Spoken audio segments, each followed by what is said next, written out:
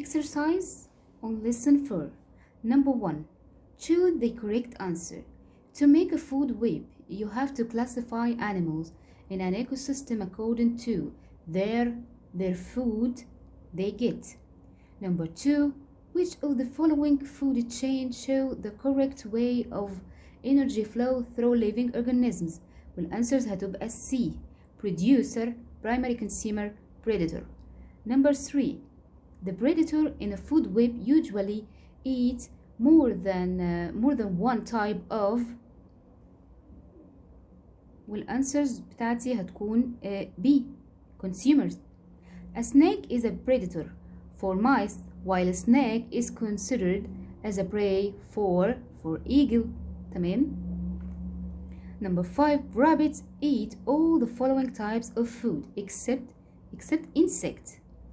Number 6. If there is no primary consumer in an ecosystem, the producer will يعني لو مفيش primary consumer البروديوسر will increases هتزيد.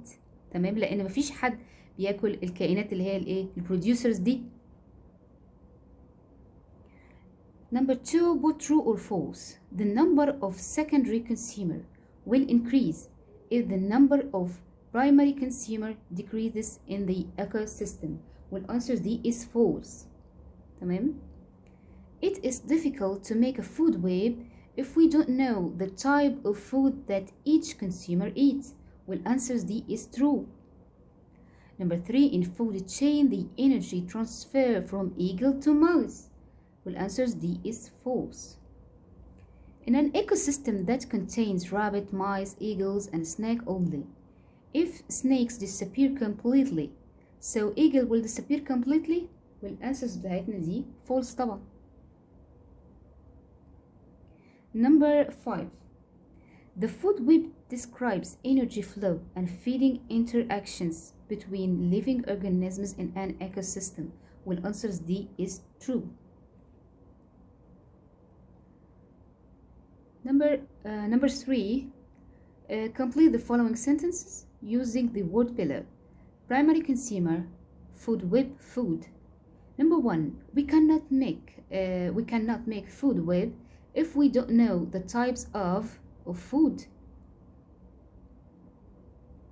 that the animal eats.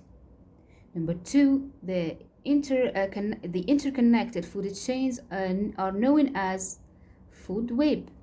تمام.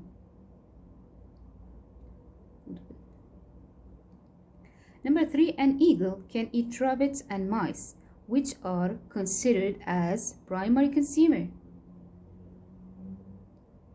Primary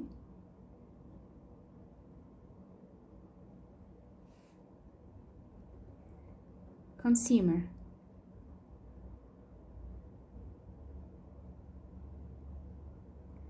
طيب عندي number 4. Study the opposite food web, then choose the correct answer.